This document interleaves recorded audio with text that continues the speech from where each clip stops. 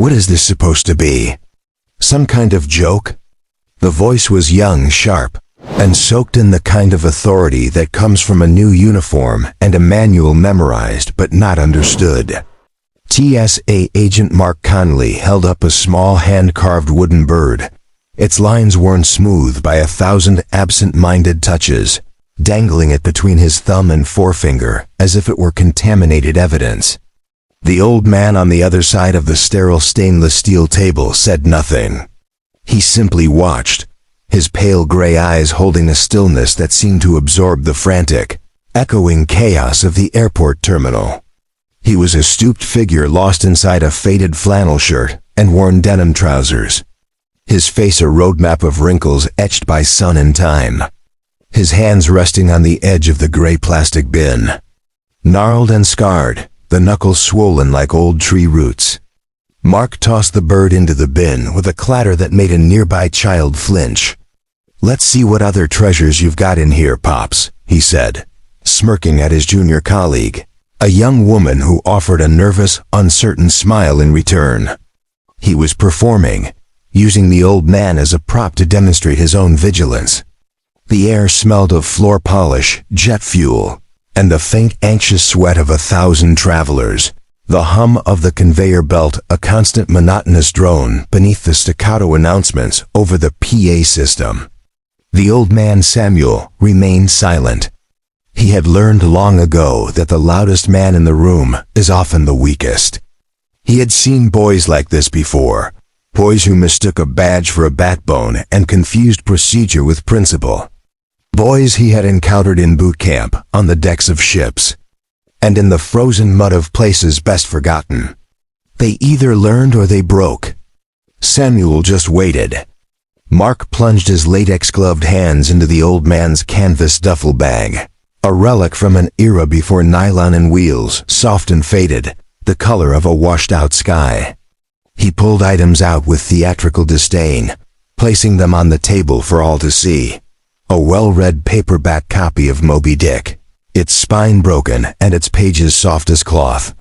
A small tarnished silver frame holding a black and white photograph of a smiling young woman with dark, kind eyes. A bag of hard candies, the kind grandfathers carry. A worn leather wallet holding no credit cards, only a few folded bills. A dog-eared photo of the same woman, and an ancient laminated ID card. With each item, Mark's condescension grew. "Really sentimental, aren't we?" he drawled, tapping the picture frame. "Look, a whole library." He shook his head, glancing around for validation as the line behind Samuel grew, passengers shifting their weight with a mixture of impatience and pity in their eyes. Samuel's gaze never left the agent. It wasn't a glare or a challenge, but something quieter and heavier, the look of a mountain watching a storm cloud pass. Finally, frustrated by the lack of anything genuinely suspicious, Mark grabbed the duffel bag by its bottom and, with a grunt of performative effort, appended it. The remaining contents spilled across the steel table with a hollow clattering finality. A spare shirt, a pair of socks, a toothbrush, and something else, something heavy wrapped in dark oil-stained canvas and tied securely with twine. It landed with a dense, muffled thud that seemed to cut through the terminal's noise. The public shaming was complete. The old man's simple life was laid bare under the cold, unforgiving fluorescent lights. A murmur moved through the waiting passengers, the act feeling needlessly cruel, a violation beyond security protocol. Mark, however, saw only a potential victory. His eyes narrowed on the canvas-wrapped package. "Well now," he said, his voice dropping into a dramatic, serious tone. "What are we hiding here?" He poked the bundle with a gloved finger. It was solid, heavy. Samuel finally spoke, his voice a low, gravelly rasp like stones tumbling in a slow river. "Please," he said, the single word carrying no pleading, only a calm, clear instruction. "Be careful with that." The quiet authority in his voice seemed to throw Mark off for a second. He hesitated, then his arrogance reasserted itself. "I'll be the judge of that," he snapped, turning his back slightly on Samuel, to address his audience of uneasy travelers. This is what we look for, people. Concealed items, unusual density. He began to work at the twine, his movements clumsy and aggressive. He wasn't untying it, he was tearing at it. The old canvas, brittle with age, resisted. "Just a moment, son," Samuel said, his voice still level but with a new edge of iron beneath the gravel. "There is no need to damage it." Mark scoffed, finally breaking the twine. "You're in no position to give orders. Old timer." He began to unwrap the package, peeling back the stiff, protective layers with a self-important flourish, expecting contraband, a weapon. Something that would make him a hero for the day, anything but what he found. As the last layer of canvas fell away, it revealed not metal or plastic, but a deep, immaculate blue wool folded with a precision that seemed almost sacred. The moment Mark's fingers touched the fine wool, the sterile scent of the airport vanished for Samuel. He was back in a quiet cedar-lined room, the air thick with the smell of mothballs and polish. It was 1953. His hands, young and strong but already scarred, were folding this same uniform, its weight immense, heavier than the fabric alone could account for. Each fold a prayer, a memory. He folded the sleeves, the star-stitched epaulettes cool against his skin. He remembered the feel of General Ridgway's hand on his shoulder, the man's gruff voice thick with emotion he rarely showed. "You carry the weight of good men, Captain." He saw the faces of those men, young and ghostly, in the frozen air of the chosen reservoir, faces he would carry forever. He smoothed a crease over the breast pocket, his fingers brushing against the cold. Sharp edges of the metals pinned there, each one with a name, a story. A cost, the Distinguished Service Cross for the ridge he'd held for 3 days with a handful of men. The Silver Star for the night he'd crawled across the ice to pull his wounded sergeant back from the wire. And the other one, the simple blue ribbon with the 5 white stars, awarded in a quiet ceremony, because the action it represented was too terrible, too costly to celebrate with fanfare. He blinked, the memory dissolving like mist and leaving behind only the ache of its reality. He was back in the airport, his old gnarled hands gripping the edge of the bin, watching a boy with ignorant hands desecrate a shrine. Mark had the uniform completely unfolded now, holding it up by the shoulders. It was a formal dress uniform, general's, though the rank meant nothing to the young agent. What he saw looked like a costume. The rich dark blue fabric was adorned with so many ribbons, medals, and golden aiguillettes that it appeared almost gaudy to his untrained eye. The chest was a solid block of color, a testament to a lifetime of service, and 4 silver stars gleamed on each shoulder board. The silence in the immediate area was absolute. Even the TSA agents at the adjacent lanes had stopped, their attention fixed on the scene. Mark, oblivious, held the uniform up to the light as if playing dress-up. "Are we, Grandpa?" He sneered, a cruel smirk twisting his lips. "Headed to a costume party?"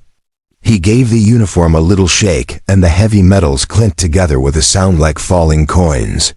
That sound, that final public act of disrespect, was the breaking point. A woman in line gasped. An older man in a veteran's cap slowly removed it and held it over his heart. Samuel's face remained calm, but inside a deep, cold sorrow settled, not for himself, but for the boy who understood so little, and for the uniform that had been cared for with reverence for over 70 years, now handled like a dirty rag. He had never worn it. It wasn't for him. It was for the men who couldn't be there to wear their own. Then a voice cut through the terminal like a blade, female, sharp, unmistakably authoritative. A pathway opened in the crowd as a woman in the crisp blue uniform of a United States Air Force colonel strode toward the checkpoint.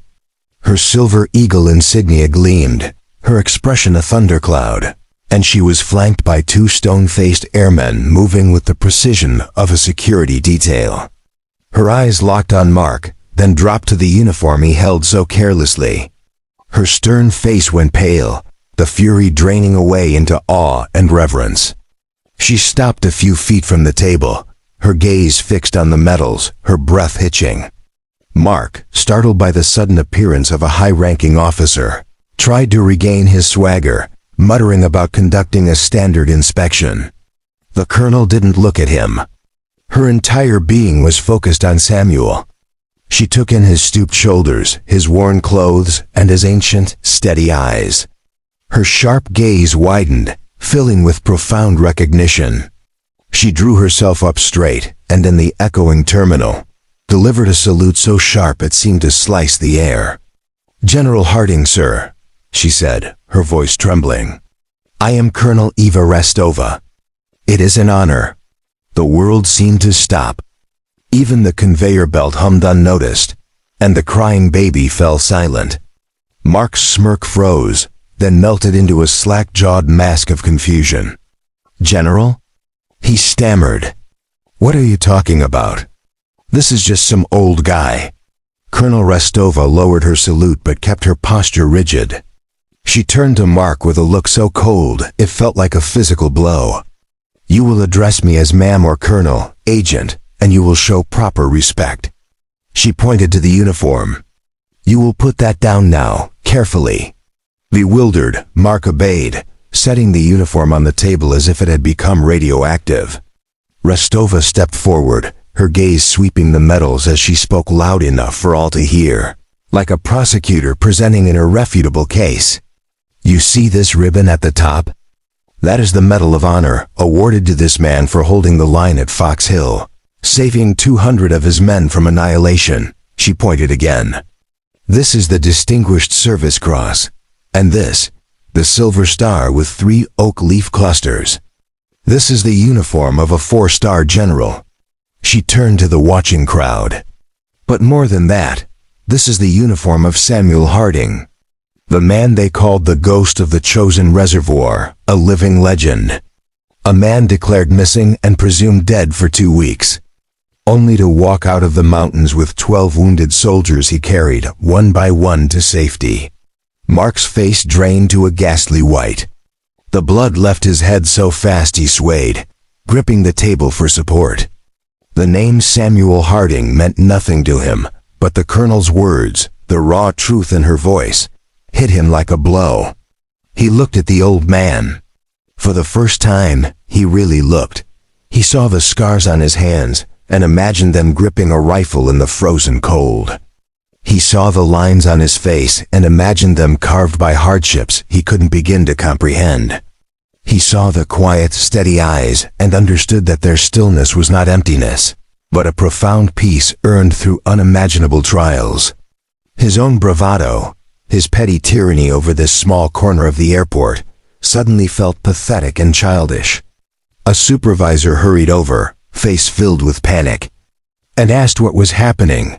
But one look at the uniform on the table, the legendary soldier standing silently, the ashen agent, and the furious colonel told him everything. "Oh God," he whispered, staring at Mark. "What did you do?" Mark couldn't speak as a tremor spread through his body. The weight of his ignorance crashed down on him. He hadn't just insulted a passenger. He had desecrated a piece of American history and shamed a hero. While the supervisor poured frantic apologies toward Colonel Restova, Samuel Harding stepped forward, moving slowly with age but standing straighter than before. He ignored the others and walked directly to the trembling agent. Mark flinched, expecting anger and punishment, but instead the general placed a gentle, gnarled hand on his shoulder. The old soldier's face was not angry but filled with deep, weary sadness. "He's just a boy," Samuel said quietly, his voice carrying across the hushed terminal. "He was taught procedure, not perception. He was taught to look for threats, not for character. Don't ruin his life over this. Teach him. That will be more useful." He gave Mark's shoulder a small, reassuring squeeze before turning away. The simple act of grace struck the onlookers harder than any outburst ever could. Colonel Restova, eyes shining, ordered her airmen to help the general with his belongings. With reverence, they repacked his duffel, folding his spare shirt with military precision, wrapping a photo of a smiling woman in soft cloth, and carefully refolding the sacred uniform along its original creases, before enclosing it once more in its protective canvas. 6 months later, at Walter Reed National Military Medical Center, the halls smelled of antiseptic and quiet courage. Samuel Harding was there as he was every Tuesday, volunteering, reading to a blind Marine, playing checkers with a retired sailor missing a leg, or simply listening with the steady presence that had defined his life. While returning an empty wheelchair to storage, he noticed a young man mopping the floor with focused, disciplined care. No longer in a TSA uniform, he now wore the simple gray of custodial staff. It was Mark, fired long ago, his story now a cautionary tale within Homeland Security. He was there because Samuel had made a call.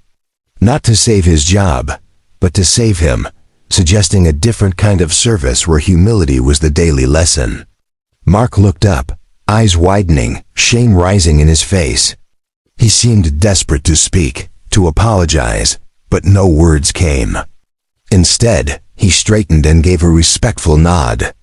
Samuel paused, taking in the young man's changed posture, the clean floor, the quiet determination in his jaw. He saw not the arrogant agent from the airport, but someone beginning to learn the difference between authority and honor. Samuel returned a small, almost imperceptible nod, acknowledgement and acceptance, then continued down the corridor. A quiet hero among heroes, his duty as always to serve.